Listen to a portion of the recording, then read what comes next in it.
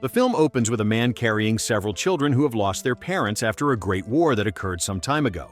Fast forward many years, 10 samurai are seen practicing combat in the middle of a forest. After their training, one of the samurai, named Azumi, quietly goes to the hill to admire the beautiful mountains in the morning.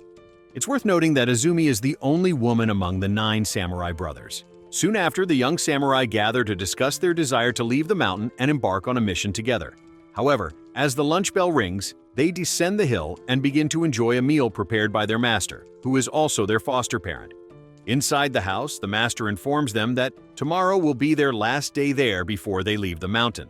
Upon hearing this, everyone becomes excited, knowing that they will soon receive the long-awaited mission from their master.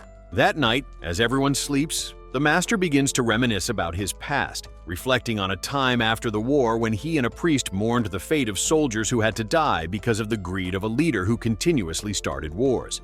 It was there that the master's own child was killed right before his eyes. Witnessing the deaths of hundreds of soldiers in a prolonged war, they both decided to end the war by killing all the military commanders, hoping to create a peaceful country free from conflict. The priest then suggested that the master train a group of assassins to eliminate the warlords who would ignite future wars. Following the priest's advice, the master swore on his life to complete this mission and fulfill their shared vision of a peaceful nation. After waking from this painful memory, the master orders Azumi to gather all of her fellow disciples in front of the house. Once everyone is assembled, the master tells them to form pairs, as this will be their final training exercise. However, unexpectedly, the master announces that they must kill their own comrades. It turns out that the master believes that friends or loved ones would only hinder their future missions, so they must eliminate those bonds in order to kill enemies without hesitation. Though hesitant at first, they ultimately follow the master's orders and the tragic killing begins.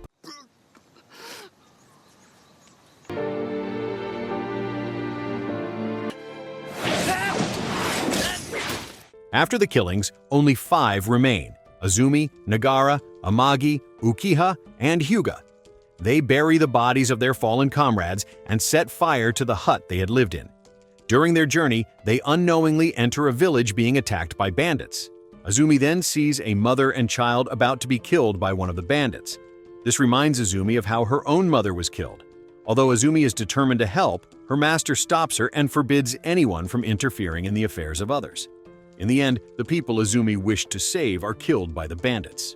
Continuing their journey, they reach the border and are confronted by a ninja named Nagato, who turns out to be an ally of the priest. He delivers a letter from the priest to the master, informing him that 3 warlords, Nagamasa Asano, Kayomasa Kato, and Masayuki Sanada, do not regret the battles fought at Sekigahara that led to Toyotomi's defeat. They also claim that a young prince, Hideori, is now trusted as the ruler of the land. These 3 warlords are rebels who pose a threat to Tokugawa and must be eliminated. After receiving the mission from the letter, Azumi goes to meet Nagamasa, who is fishing by a river. Seeing a beautiful and charming young woman, Nagamasa, with his flirtatious nature, welcomes Azumi without suspicion. Meanwhile, Azumi's 4 companions, who are hiding, grow impatient because Azumi hasn't taken action to kill Nagamasa yet. Unable to wait any longer, they emerge from hiding and kill all of Nagamasa's men. Azumi then kills Nagamasa on the spot. Elsewhere, Kayomasa and his men, including Kanbei, discuss the group that killed Nagamasa. Kanbei, who cares deeply for his master, warns him to be cautious, but Kayomasa arrogantly dismisses the concern, believing he is strong enough to handle whatever comes. Days later, Kayomasa's group is traveling when an arrow suddenly strikes one of Kayomasa's guards, followed by a rain of blood. After the initial shock, Azumi leaps into the fray and begins attacking brutally.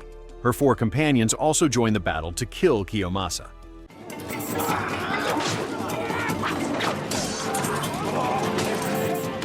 Realizing they are losing, Kanbei orders his men to take Nugimoro, a valuable asset, and retreat from the battlefield. However, Azumi chases Kanbei, kicking Nugimoro and sending Kiyomasa's mount into a ravine. To Azumi's surprise, it is revealed that the one in the mount was not Kiyomasa, but a ninja, and the situation was a trap designed to deceive them. Fortunately, Amagi arrives and helps Azumi fight the ninjas and Kanbei. Before they can confront Kanbei directly, they hear a signal that the mission is complete and decide to flee the scene. However, since they are up against ninjas, their escape is not as easy as they had hoped. A fierce battle ensues, and after defeating the ninjas, Azumi and Amagi leave the area. Kanbei is left to face the reality that his master has died. That night, after their success in killing Kiyomasa, Azumi and her companions celebrate with a delicious dinner prepared by their master. They joke and laugh, claiming that their enemies are weak. However, the master rebukes them, saying that it's not their enemies who are weak, but rather they are too strong. Amagi then adds that they fought and defeated several ninjas. Upon hearing this, the master warns them to be cautious when facing ninjas, as they always poison their weapons, and even the smallest scratch can be fatal. Amagi, who had been struck by a ninja's shuriken earlier, begins to feel the effects of the poison, but he hides it from the others. Outside, a ninja watches them from a tree, observing their every move. The next day, Kawamasa, who was thought to be dead, is revealed to still be alive. It turns out that the one who died was just a decoy. Kanbei orchestrated this ruse to trick the enemy into thinking Kawamasa had perished. Meanwhile, Nagato, the ninja, has infiltrated Kiyomasa's residence and informs the master that Kiyomasa is still alive. Later that night, Nagato delivers information about Kiyomasa's plans to escape by sea and gives the master a homemade bomb to use against Kiyomasa. Saru, meanwhile, hires a group of mercenaries to kill Azumi and her group in exchange for a large sum of money. On the way to the city, Azumi and her companions enjoy a performance by a beautiful actress named Yae. As they enjoy the show, Amagi's poisoning worsens, and his wound begins to spread with a purple hue. Meanwhile, Hyuga, smitten by Yae's beauty, tries to introduce himself and show off his skills. The next day, Azumi, Nagara, and Hyuga rush to the city to say goodbye to Yae. Ukiha, who is loyal to the master, stays behind with the master, waiting for Amagi, who is still unconscious. At the same time, Nagato informs the master that Kiyomasa is still alive. The master orders Ukiha to gather Azumi and the others, but before Ukiha can leave, Amagi, who has been trying to get up, collapses. The master realizes that Amagi has been poisoned, and the poison is spreading rapidly, making him gravely ill. The group is soon confronted by Saru and the mercenaries he hired, who mistake them for Azumi's group. A fierce battle ensues, and thanks to Azumi's exceptional sword-fighting skills, they easily defeat the mercenaries. However, only Yae survives, as all her companions are killed. Saru, upset at the death of his mercenaries, asks Bijomaru, a ruthless and bloodthirsty criminal, to deal with Azumi's group.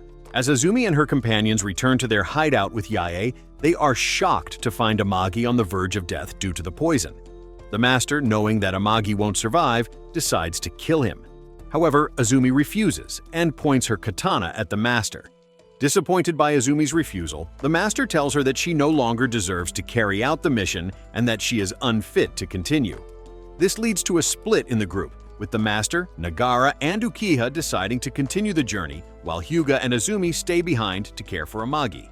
Feeling like a burden, Amagi takes his sword and ends his own life. After Amagi's death, Hyuga takes Yae to the main road to escort her home. However, he is confronted by Saru and Bijomaru, who challenge him to a fight. The fight is one-sided, and Bijomaru easily kills Hyuga. After Hyuga's death, Bijomaru releases Yae, as per Saru's request. Azumi, upon learning of Hyuga's death, buries him and vows to escort Yae home in his place. That night, Saru reports to Kanbei that Bijomaru has killed one of Nagamasa's killers. Meanwhile, Nagato, who has been eavesdropping, is forced to reveal himself, resulting in a brief struggle between the two ninjas. Nagato is badly wounded, but manages to escape. Later that night, Nagato meets with the master, who is concerned about the situation. Nagato informs the master about Kiyomasa's plan to leave by sea and provides a bomb to help eliminate him. Saru, with the help of Bijomaru, hires a group of bandits to help him defeat Azumi's group, offering them a large sum of money. Meanwhile, Yae gives Azumi a makeover, making her look like a cute, beautiful, and strong angel. Yae also asks Azumi to join her and forget about her mission. Hearing this, Azumi accepted Yae's invitation with joy and agreed to accompany her. That night, the master and his two remaining disciples went to Kiyomasa's stronghold in the bandit village and immediately attacked the guards there. Due to the overwhelming number of enemies, the three of them scattered and defended themselves. Meanwhile, the master slaughtered dozens of soldiers and forced his way inside. However, because of his old age and deteriorating health, he began to feel exhausted and nearly died from a lack of breath. Despite this, with his remaining strength, he managed to meet Kiyomasa. Outside, Ukiha was still fighting valiantly, managing to defeat many of Kiyomasa's forces. However, when his attention was focused on Bijomaru, he was stabbed with a spear by someone. Despite this, Uchiha's youthful spirit allowed him to keep fighting and kill more of Kiyomasa's soldiers. Soon after, his master was captured by Kiyomasa's men, urging him to escape. Ultimately, he succumbed to the overwhelming number of enemies, and Uchiha died from several spears impaling his body. Back to Azumi and Yae, while they were sleeping, they were suddenly approached by several bandits who attempted to rape them. Reluctantly, Azumi, who had promised not to kill again, was forced to act when she saw one of the bandits about to assault her friend.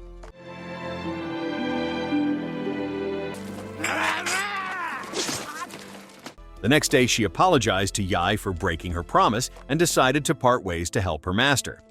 Before they parted, Yae gave Azumi a cloak that she had always dreamed of. Meanwhile, in the bandit village, the master was tied up, waiting for help. Suddenly, Azumi appeared gallantly in front of the village gates, and the battle between Azumi and Kiyomasa's bandits and soldiers began.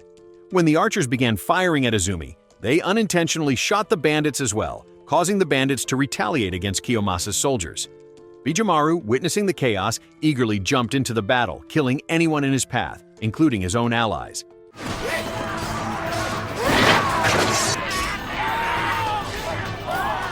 Meanwhile, Saru, knowing Azumi's whereabouts, prepared a cannon to kill her. Unexpectedly, Nagara reappeared and gave Azumi explosives. He immediately attacked Saru, blowing him up with a bomb he obtained from Nagato. With Nagara's help, Azumi returned to the battlefield and managed to destroy the archers. After all the enemies were wiped out, the final battle between Azumi and Bijomaru took place. Azumi flawlessly cut Bijomaru down with her perfect sword technique.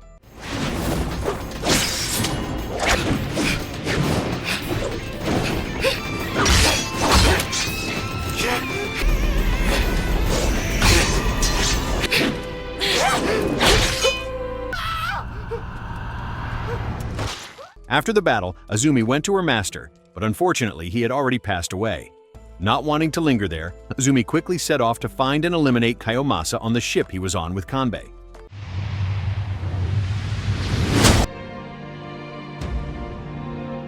After defeating Kiyomasa, Azumi returned to the bandit village and unexpectedly found Nagara, who had survived the massacre.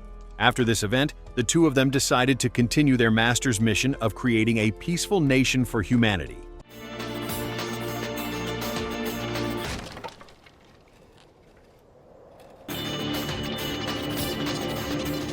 After the massacre, Azumi and Nagara were pursued by ninjas in the forest.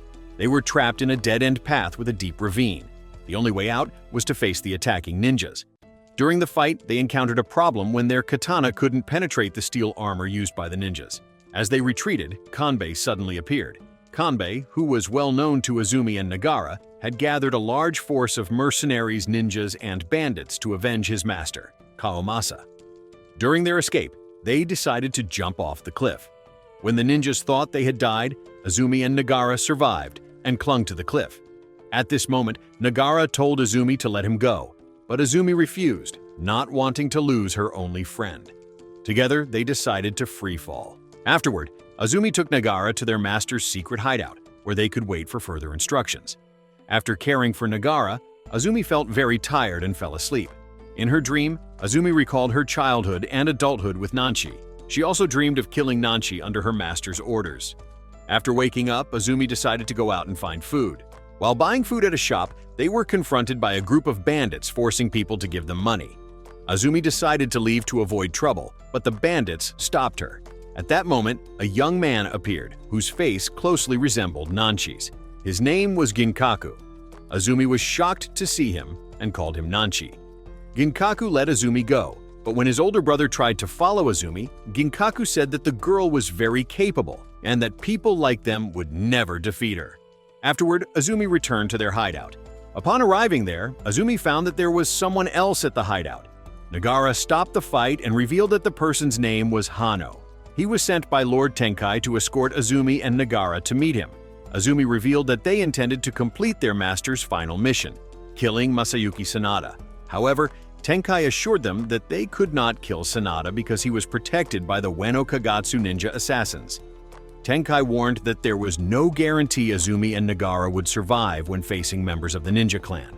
Despite this, Azumi and Nagara insisted on fulfilling their master's final order. They believed that completing the mission would make their fallen comrades' deaths meaningful, and that they were ready to die to accomplish the mission. Moved by their determination, Tenkai gave them permission to carry out their mission. One of the ninjas, Kozue, volunteered to join Azumi and guide them to Mount Kudo, where Sanada was located.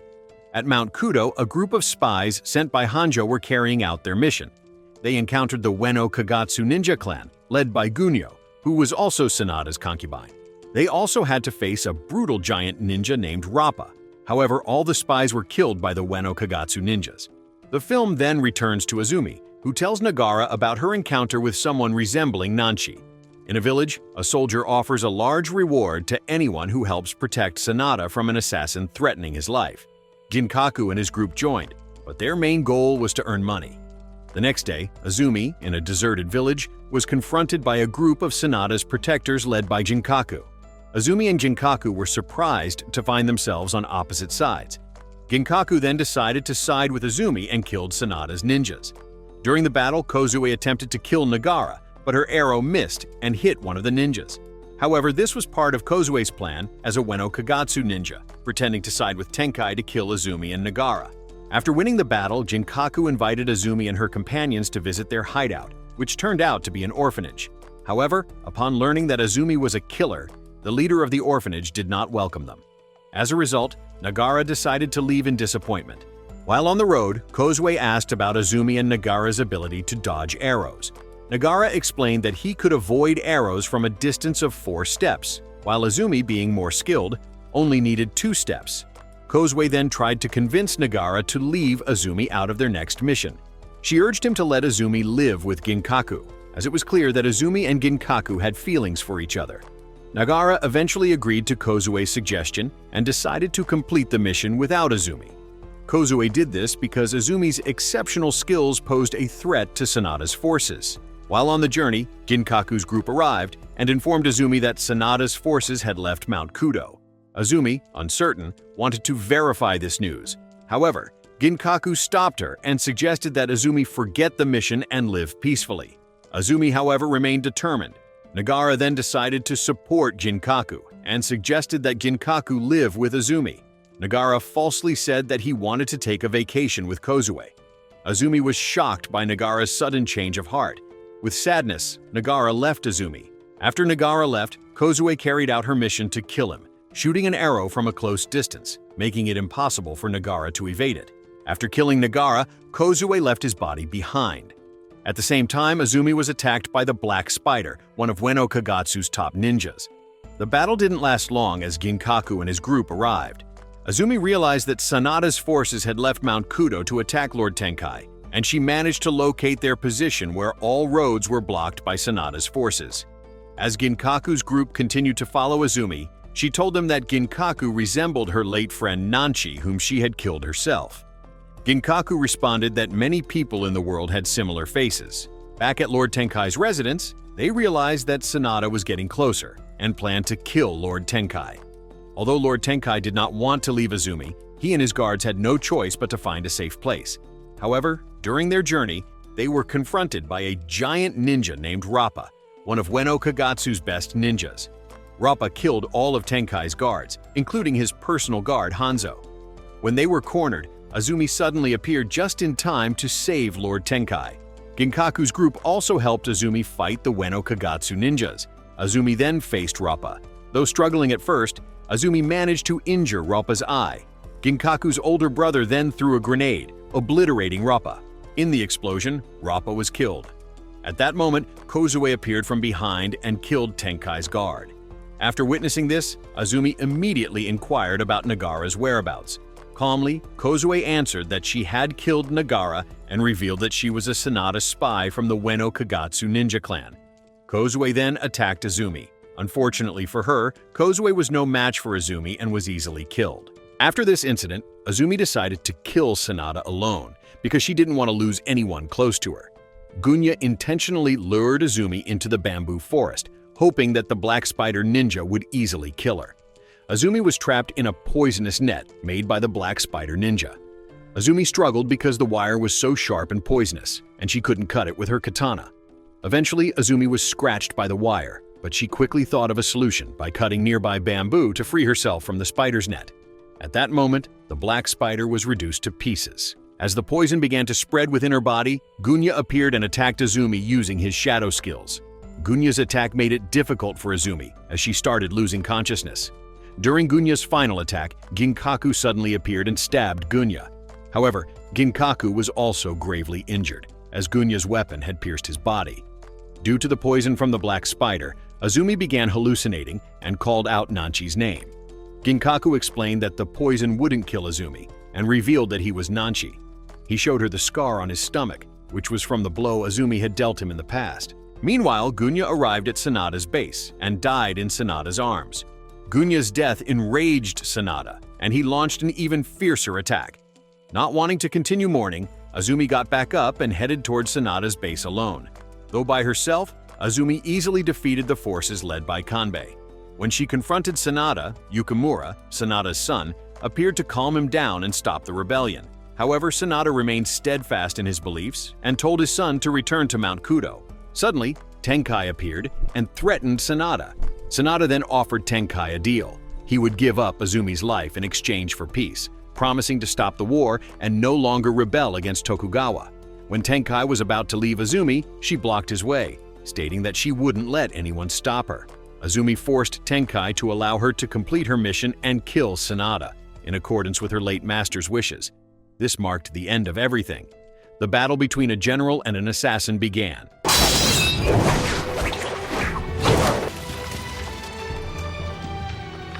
Finally, Azumi's revenge was fulfilled with Sanada's death. With the completion of her mission, Azumi felt at peace as Kanbei, seeking to avenge his master, and Sanada's forces aimed their weapons at Azumi. Then Yukimura intervened and allowed Azumi to leave. Yukimura wanted to preserve his father's honor, and as a knight, he kept his promise. Though risking death before leaving, Lord Tenkai decided to sever his alliance with Azumi, and the film concluded. So, what did you think of the movie? Leave it in the comments below, and if you enjoyed the video, please like and subscribe for more movie recaps. See you in the next video.